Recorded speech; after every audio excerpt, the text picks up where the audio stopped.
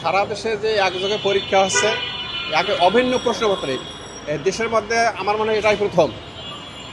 আর এটা অবশ্যই একটা ভালো পদক্ষেপ যে সারা দেশে একযোগে পরীক্ষা হওয়াতে বোঝা যাবে যে ছাত্রদের যে মূল্যায়নটা বোঝা যাবে কোন ছাত্র কীরকম। এই দিকটা এটা অবশ্যই একটা ভালো পদক্ষেপ। এবং এটা যখন শিক্ষামন্ত্রী যখন প্রথমে ঘোষণা দিলেন যে এবারে পরীক্ষাটা হবে অভিন্ন প্রশ্ন পদ্ধতিতে পরীক্ষা হবে, আমরা বাচ্চাদেরকে সেই মেসেজটা আমরা সাথে সাথে দিয়ে দিছি। এবং বাচ্চারাও সাথে সাথে সেই অনুযায়ী প্রস্তুতি নিয়েছে যে অভিন্ন প্রশ্ন পদ্ধতিতে যেহেতু পরীক্ষা। এবং আরও আমরা বলছি যে সারা দেশে সিসি ক্যামেরা থাকবে, পরীক্ষা কেন্দ্রগুলোতে সিসি ক্যামেরা স্থাপন থাকবে। এবং সেই সিসি ক্যামেরা কেন্দ্র থেকে অর্থাৎ ঢাকা থেকে মনিটরিং করা হবে কোথায় নকল হয় কি না। এবার তো নকলের তো কোনো সুযোগ পাবে না শিক্ষার্থীরা। সুতরাং আমাদের যে সন্তান যারা লেখাপড়ার জন্য এবার এসএসসি পরীক্ষা দেওয়ার জন্য প্রস্তুতি নিচ্ছিল তাদেরকে আমরা আগে থেকেই সজাগ করে রাখছি এবং সেভাবেই তারা প্রস্তুতি নিচ্ছে।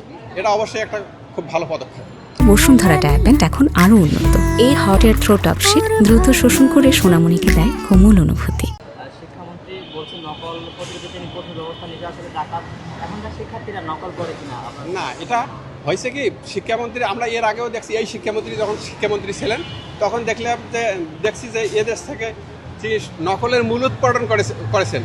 এবং তারপর তিনি যতদিন ছিলেন মন্ত্রী ছিলেন ততদিন কিন্তু এই দেশের শিক্ষা ব্যবস্থা শিক্ষার্থীরা কোনো নকলের সুযোগ পায়নি। তার পরবর্তীতে যখন গভর্নমেন্ট আসলো তারপরে দেখে যে আস্তে আস্তে ছেলেদের নকলের প্রতি আস্তে আস্তে একটা প্রবণতা বেড়ে গেল। এবং যে শিক্ষা যে পদ্ধতিটা এইটা ছিল একটা খুব ভালো পদ্ধতি ছিল না।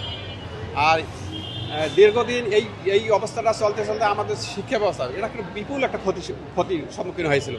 তা যা হোক এই মন্ত্রী এসে যে পদক্ষেপগুলো নিয়েছে এটা অবশ্যই একটা ভালো পদক্ষেপ দেশের শিক্ষা ব্যবস্থার বর্তমান অবস্থা। এই যে শিক্ষামন্ত্রীর বিভিন্ন বক্তব্য নিয়ে শিক্ষার্থীরা ট্রোল করছে, সেটা কিভাবে দেখছেন? না, এটা যেহেতু আমাদের শিক্ষার্থীরা কিন্তু মাঝখানে কিন্তু অভ্যস্ত হয়ে গেছিল নকল করার জন্য, পরীক্ষা পিছানোর জন্য তাদের একটা অভ্যাসে পরিণত হয়েছিল। তা শিক্ষামন্ত্রী তো উনি তো ঘোষণা দিয়েছিলেন যে কেন শিক্ষার্থীরা পরীক্ষা পিছানোর জন্য আন্দোলন করবে। শিক্ষার্থীরা কিন্তু বুঝতে পারে না যে পরীক্ষা পিছালে কী হবে। তারা তো চায় যে সবাই পাশ করুক, কিন্তু শিক্ষামন্ত্রী তো আমাদেরকে বুঝিয়ে দিয়েছেন যে আপনারা যদি পরীক্ষাটা যদি 6 মাস পিছিয়ে দেন, 6 মাস কিন্তু ছেলেটার জীবন থেকে সেটা নষ্ট হয়ে গেল, এই 6 মাস কিন্তু ফিরে পাবে না।